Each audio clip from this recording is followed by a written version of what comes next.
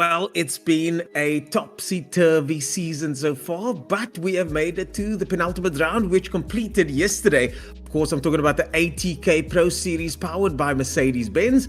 And this event is officially backed by Motorsport South Africa, the Kyalami 9 Hour, and Coach Dave Academy. My name is Ernest Page, and you join me now for the incident review where the gloves come off. The disagreements are many, but we always try and give a fair assessment of what's happening. And speaking of someone that's fair, Marius, I'm going to give you the benefit of that doubt. Marius Roberts, welcome. You must be talking about Wayne. You can't be talking about me. Listen, that was actually a very nice intro, and I must admit, I don't think there's going to be anything that we're going to be disagreeing about.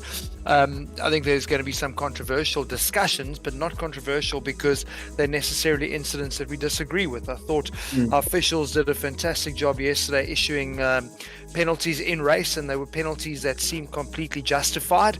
I know there was also a lot of in-game penalties that were being issued. We spoke about it a lot with Daniel, who obviously knows the circuit really well, and talking about cutting corners at the chicane. Do it enough times, you're going to get drive-throughs, and a couple of guys found themselves on the wrong end of a set of Corsa when it came down to that as well. But it was a race that I don't think we're going to forget. Maybe not because of great racing, but because of flippant strategy and controversy and Oaks playing games to try and ensure they arrive at Kyalami with a car that weighs what they want it to weigh, and it didn't really always work out, did it? A lot of backfiring and people with egg in their face, but it made it fun for us. Well, it made it exceptionally fun for us. Someone that gave us some good insights yesterday was Daniel Haynes, who joined us in the booth as always. He's here back today again. Daniel, did you notice anything peculiar yesterday?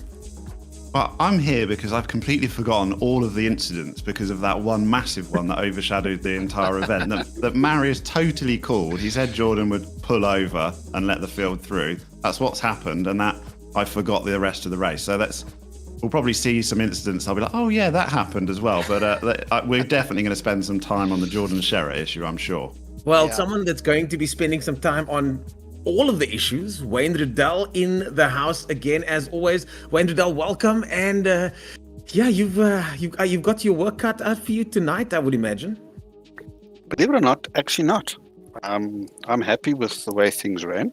We were busy in the Pro-Am as well as the Pro. We only really, I think, gave one penalty to each competitor. There was believe it or not, are you bracing yourself? There was a dispute between Jonathan and myself. Oh, I'd love to.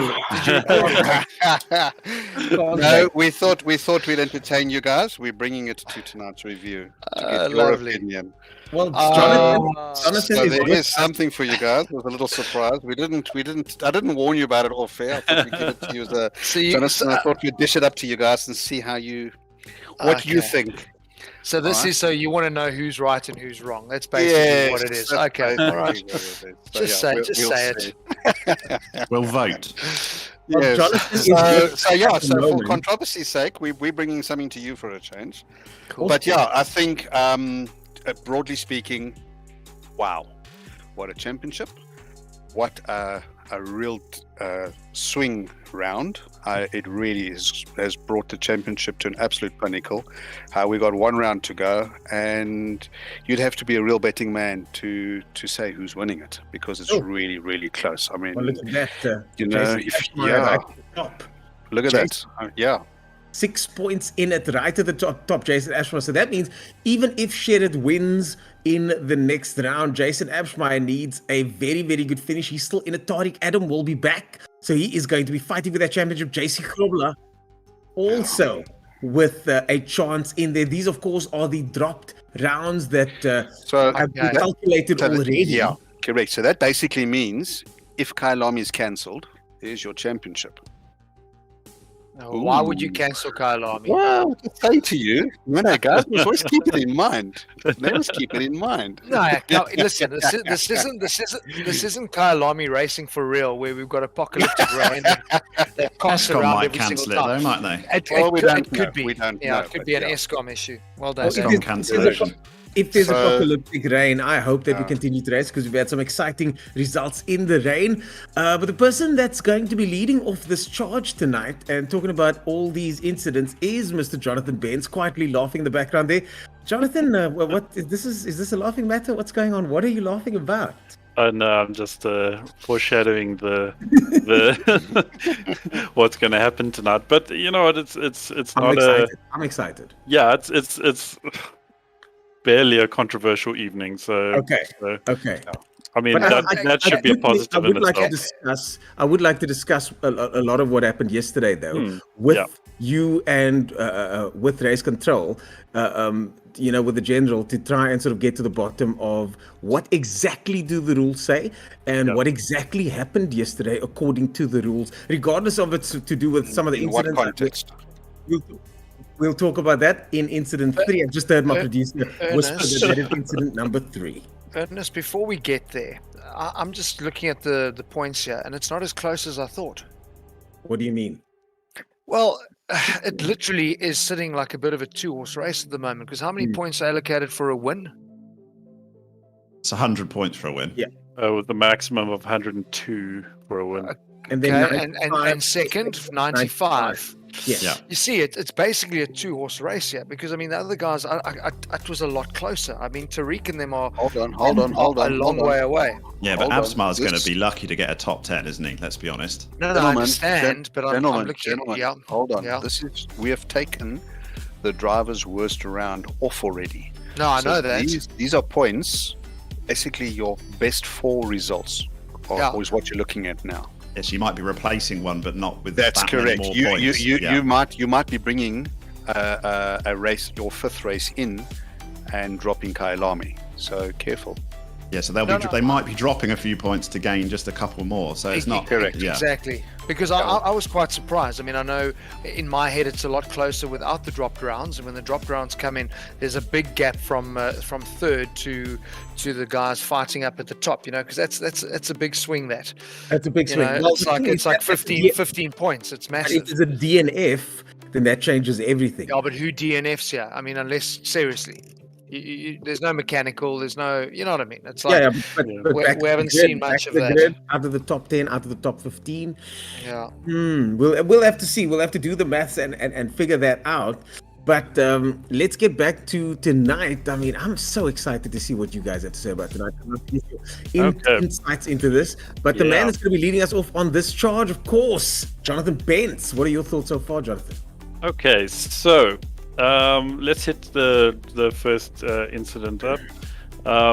This was an incident we dealt with in the race. You'll see Junior McCall there in the white Mercedes, Morgan behind him, and the teammate spinning his brother and teammates. This being on the first lap of the race. This was the first lap of the race, and the McCall brother that we got eyes on now touched Abschmeyer in the Porsche up ahead. So if we can just talk through, what we investigated here, because I don't think it was as obvious as we thought. It didn't come across as well on the stream. So just investigating this, you'll see here that Abschmeyer and Junior have a bit of a moment here, and this incident. Yes. And because of that knock, that basically stopped Junior dead. Yes. In the water, which means that when McCall hit him, McCall was just caught up in Junior and Abschmeyer's incident. But this was very clear in the race, which is why there was no confusion in the stream. So that's what we actually said, was that Junior got his punishment. Yeah, it was self-service punishment for Exactly. So what exactly wasn't? our ruling. There was wasn't some clear. No, there were some questions about it post-race from other people. Yeah. So my only question was, in the real world, he would never have spun the car from a little tap like that. You know what I mean? But that's a set the of course physics. doing The physics its thing. engines have a little bit to be desired there. Let's be honest. Totally. I mean, that happens so easily. The concertina effect. The guy's braked a little bit too hard. I tap him, he taps me. But I remember us in the stream. All of us were saying, well, he's kind of served his punishment. It's a harsh one because he had to sit and watch the entire grid drive by. Yeah. Because it's just one of those things. But he did a good comeback drive. I wanted to say, I'm glad he didn't pull out in that stream because that would have been carnage. Devil's advocate here, it's first lap. This is a first lap incident. How does It that happens play every in? race, doesn't it? Something like this on the first lap. Yeah. So how does that play into the fact that although Bellingham, for example, got a drive-through penalty the last time for first lap incident? Oh, don't bring that back up. No, Ernest, can I tell you why? Because you cannot compare the two. That is what is always going to happen when a whole bunch of cars are arriving at a hairpin. You know, there's little brake things, and there's no anything malicious here. It's a little tap and and off we go. Very easy, and everyone should have carried on driving in a straight line. The fact that the junior found himself rotated is not because Morgan spun him around or did anything stupid. Because if that was the case, Jason would have been spun around as well. So He was super unlucky, wasn't he? Yeah, it's just one of those things, man. I'm happy with that answer. I mean, it makes sense to me. It's just, we obviously got to address some of the concerns around some of these things. And I mean, I'm glad to see that we're getting to the bottom of this one. Sure. So what's lacking as well, Ernest, I'm sure there's going to be one that comes up later where we saw the door-to-door stuff. We still commentated about that in stream. I've got no issue when the guys tap each other and there's contact and that type of stuff, as long as it's not done in a malicious way. And I think what looked really bad here is Junior facing the wrong way. But if you look at this, no matter how many times you slow it down, there was nothing malicious in this at all. It was just really one of those bizarre not just a real concertina racing effect, wasn't it, of the cars coming together. There was nothing they could done there. They just sort of, the space just disappeared everywhere, and they bounced around a bit like a pinball. Yeah, essentially two standalone incidents that kind of converged. Okay, so let's move on to the next video. Okay, so here's some door-to-door action with Daniel Rowe in the Lamborghini and Charles Wilkins side by side. Yeah. Beautiful. And we spoke about that pit lane merge being so hectic. Oh my goodness. Oh no. Did we miss this live on stream? We did. I can't remember that. We did. Oh, what a pity. That was so good going through there. Side by side, they go down the hill over here. And I mean, this is one of those sections we're talking about. If you're offline here, it's a problem. If you're there, it's a problem. Very much so. Wilkins was always going to get spun round there. It's not you can't take two cars down that side by side. Well, not without a crash anyway. There was a bit of a touch going into the first corner there already. Which is no problem with that. I mean, that's just normal door-to-door stuff. But the problem is when you tap someone on the rear three-quarter like that, it's only going to end in tears. Okay, so pit comes Rowe. Okay, so does that surely has to factor into what we're watching here? But at the same time, they're now racing for position here now. It's all fair. Whoever's trying to get in front. This is for position, if I'm not mistaken. Neither driver wants to lift, though, do they? Yeah. Sure. Let's have a look at that contact point again, because it's It's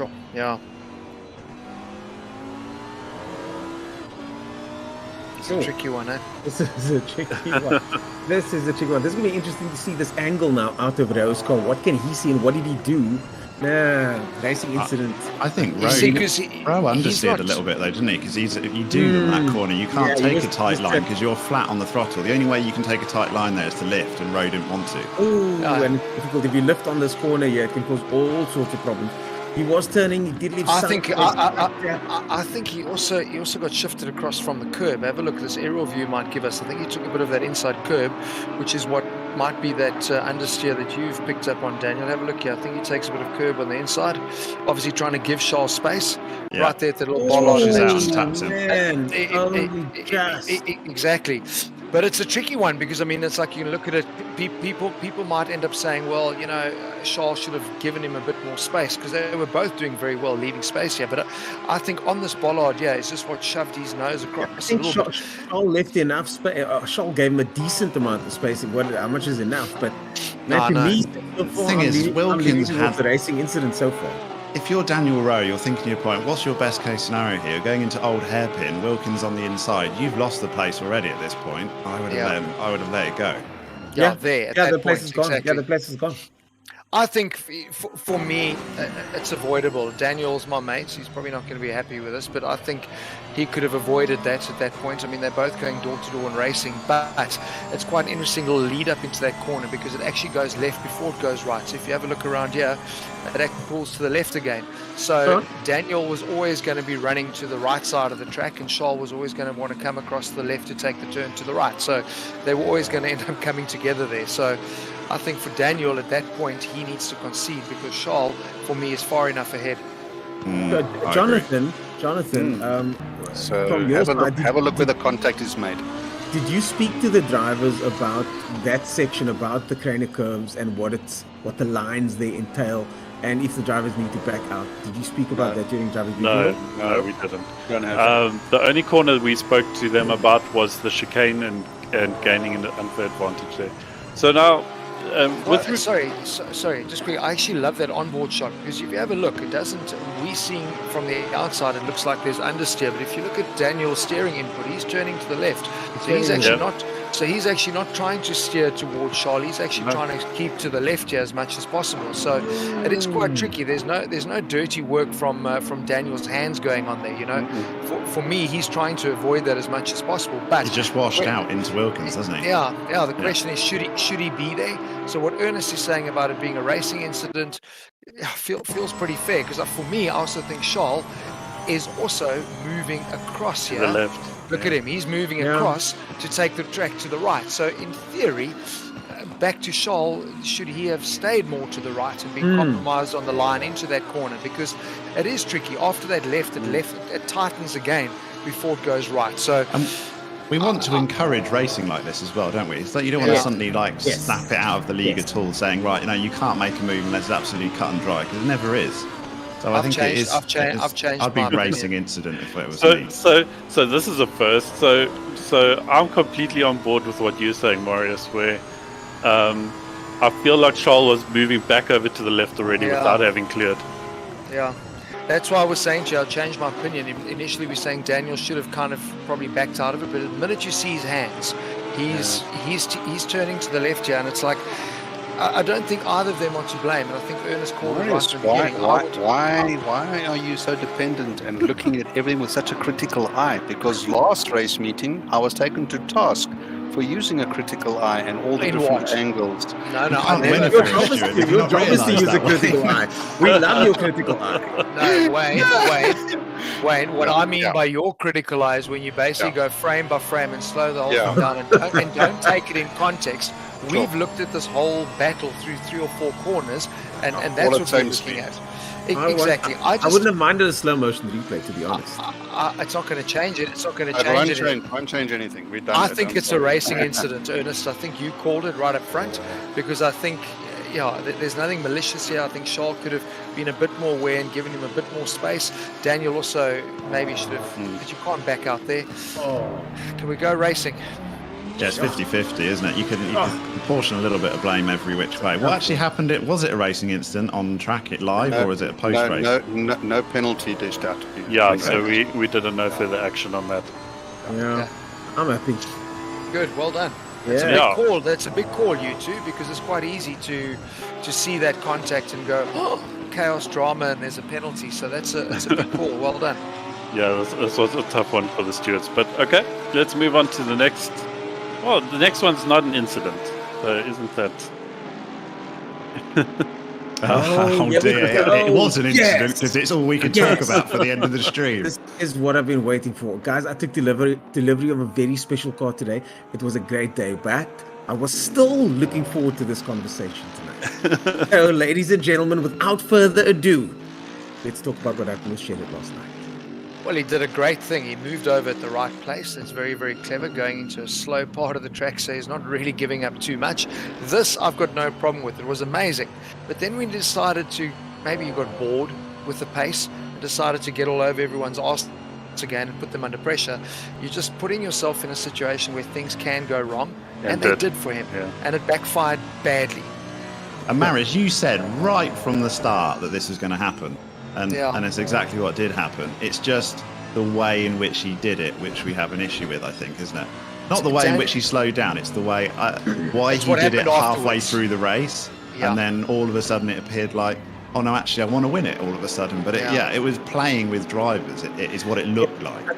In a nicer way to what Daniel, you said something that's PG rated, so we can't say it on the air, but it's a beautiful way to word what happened here. Like, if you're gonna do a backflip off the top floor, you gotta stick the landing.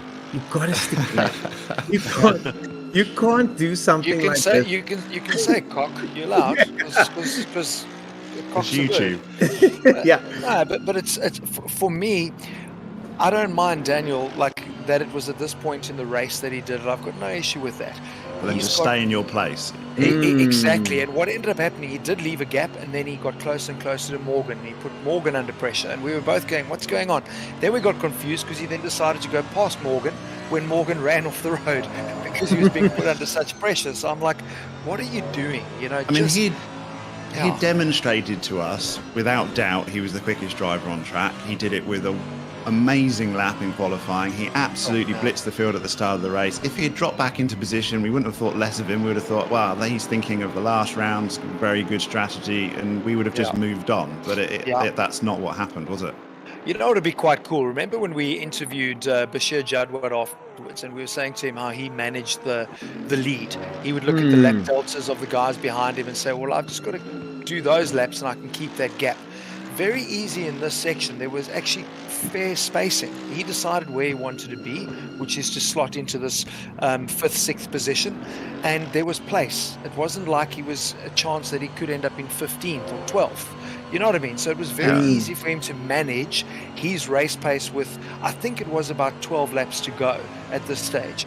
So, I'm just baffled by why he got sucked back into racing. And he could have fallen behind and followed a second and a half off his normal pace, if that's what it was. Easy as you like, didn't he? He could have just been dawdling along until the end of the clock ticked over, job's done, points in the bag, next round. That's what he should have done. So what we found was, I mean, he got tangled up with Quade Claessens there. The two of them were racing. I rewatched some of the race earlier on today, and he was racing Quade Claessens on the back bumper in a situation where that was absolutely not necessary. 100%. What are you guys' thoughts on that, Marius? I'd love to hear your views on that. Well, that's the point, because you've decided to not go racing because you're playing a racing strategy. Then don't go racing. You've already proven to us how good you are in qualifying. You've dominated, you've run away, opened up a 14-second lead. You've decided to move out the way, then stay out the way. And that for me was the problem that I had with him getting involved in stuff that he didn't need to get involved in. And we spoke about this off air afterwards. It's like, there's a part of me that was like, don't issue the penalty, because we knew he was going to get a 15-second penalty. I'm like, I would have loved for Wayne and them not to have issued that 15-second penalty, because then he would have no idea what he needed to do. But they did the right thing in issuing it, because suddenly he was like, oh hell, now I've got to put pace on, I've got to catch guys, I'm back in the race again. So it creates it for a very exciting scenario in the end. And the purists might bitch and moan about this, but this is motor racing. This is what happens when you're racing in a series. I've got no issue with it, because you're here to win a series, not win a race. I just didn't like how he got himself involved in other people's battles. Ultimately, it cost him, though, because he definitely didn't want to finish 8th, did he? No, definitely not. And he's put himself in a very tricky situation for trying to take the overall victory from Kyalami. Being said, what do you mean, Jono? What do you mean? Could you elaborate on that a little bit? Well, if they let's hypothetically say that the results with the drop round shows a 6-point difference, and victory will be 102 points maximum with 95 points in second. So I mean, if you look at it like that, Absma is not going to get P2 with 80 kilograms of ballast, more than likely. He'll be lucky to get P10. So you've got to look at Tariq Adams, who is 15 points behind. So this is probably going to work out in his favor in the end. But I think it is going to be a massive, massive wake-up call for him in terms of how easily this could all go wrong. You've done everything right the whole season, and one little brain fart, and you could have cost yourself the championship. Yeah, as well as, I mean, we've been saying it, you never know what's going to happen in the next race. I mean, Sherrod could DC, he could have like a massive issue, and then suddenly that round is his drop round. Do you know what I mean? So, well, in the end, I do think it worked out for him, but again, there are massive cons to what transpired yesterday. He likes to live it on the edge, though, doesn't he? I mean, he left himself 2 minutes to get his quali lap in. No worries, one lap's all they need. He's going to leave himself to the last lap of the last race of the season to see whether he can get the championship. Maybe that's what he wants. Yeah, He this enjoys it. a pressure kick out of it. situation. It's a good simulation for a pressure cooker situation for someone that races in the real world as well. And I mean, he does seem to do well under a little bit of pressure. Oh, but Daniel, I mean, it was always going to be the last race with the way that the success ballast has had an impact. It was always going to come down to the final race. There's no ways anybody could have wrapped up the season early. No ways, because of the effect of the 80 kilograms. So the guys already, after that second race, they went, okay, this is how we've got to play it. And we've heard how many of the drivers talking about the sweet spot is to finish sixth, and then you go and smash in the final race. That didn't work for Daniel Rowe. No, because but that's down in also 12th place, and he was consistently missed of 6th and 7th place. But remember, he missed a round, so that is why it hasn't helped him. Because in theory, he needed to have got a win or a better than 6th place at some point in his game. But for him to have finished 6th in all of them, or 7th, and then had a drop round as well, that's why he's sitting so far down, because of the race that he missed. Really, the drop round is the round that you won the previous round, isn't it? That's the person that's maximised the most. Get a win, 100 points, and then don't even bother with the next round. JC Krobler. Yeah, that was JC exactly. Krobler, perfect example. So that's the sort of strategy the guys were playing with. So I like the way that it's panned out like this, because the guys had won in the second race. Their third race is the throwaway. You know, Jordan won the first race, so he's second. Okay, so let's move on to the next video. And I think this one literally just is exactly on from the Jordan video. This is last corner, over the line. Cars not wanting to cross the line ahead of the other cars. It's so funny. It's not pointing fingers at anybody. It's not accusing anybody. It's literally just seeing the strategies play out in real time. Yeah. But Jonathan, we've commented a few the last two rounds now, and I spoke about it yesterday. I don't think any of them probably played enough with weight pre-season to figure out how much of an impact it was going to be. So the first race certainly, or the second race, was a big wake-up call for them.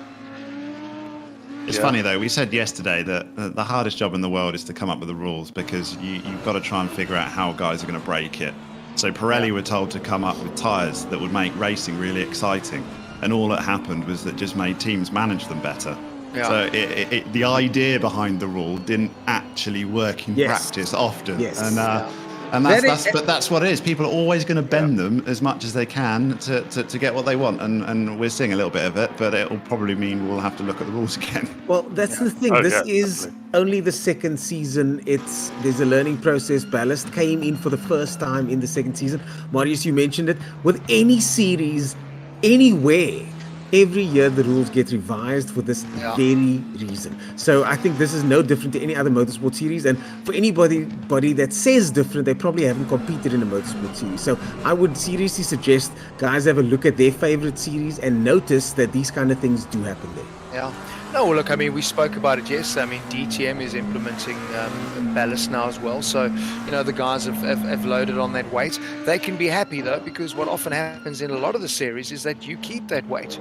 You know what I mean? So it's not like you're only getting the weight for that race. So, you know, the next round you've got 15 kgs. If I end up having another win, will I get another 15 kgs added onto that? So, you know, you keep that weight for the rest of the season. So for me, ballast is cool. I mean, there are a lot of other ways, which obviously it's a little bit more difficult in a Assetto Corsa, but for the guys in any of the SRO type GT racing, and even to some extent DTM, they are able to balance the performance. I mean, we saw that race one, you know, the Audis were absolutely nowhere, and the BMWs even worse in DTM, and race two they were back because they're able to manipulate the performance. So there's another way to bring in